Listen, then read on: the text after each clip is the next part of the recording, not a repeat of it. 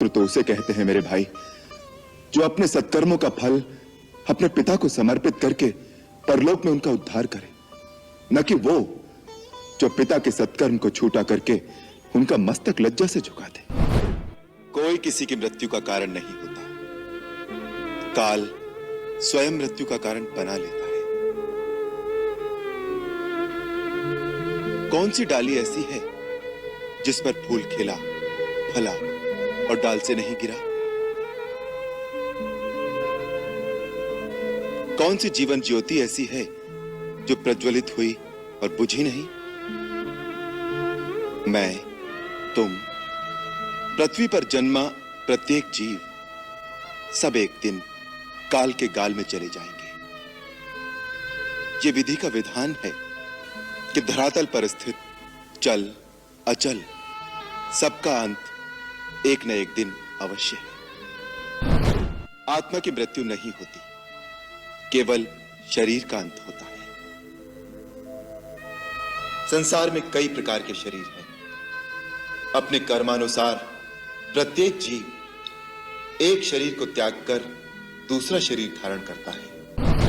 शास्त्र कहता है कि सामर्थ्यवान को क्षमा का गुण नहीं त्यागना चाहिए, दया ही वीर की शोभा होती है।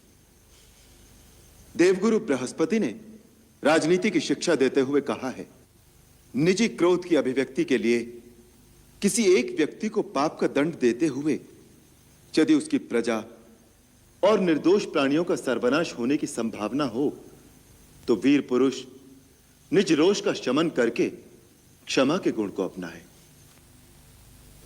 और शत्रु को अपने पाप के प्रायश्चित करने का अवसर दे। यही राजधर्म है, यही राजनीति है। माता, मैं तो केवल इतना ही जानता हूं कि भगवान के निकट जाति पाति, ज्ञान, धर्म, कुल, गुण और चतुराई का कोई मोल नहीं होता। वो तो केवल भक्ति के नाते को ही सच्चा नाता मानते हैं। संसार में तीन प्रकार के प्राणी होते हैं। एक केवल कहते हैं, दूसरे कहते हैं और करते भी हैं, तीसरे केवल करते हैं, उसे बखानते नहीं। तुमने अभिमानवश बखान तो बहुत कर लिया, अब करके क्या दिखाओगे? यह तो इतिहास ही बताएगा।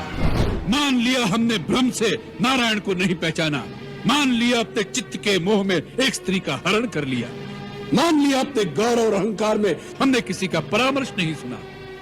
इन सब बातों की चर्चा करने से इतिहास पीछे नहीं मुड़ जाएगा। जो बीत गया बुद्धिमान उसका शोक नहीं करते, भविष्य की चिंता कर्मयोगी नहीं करता। इस समय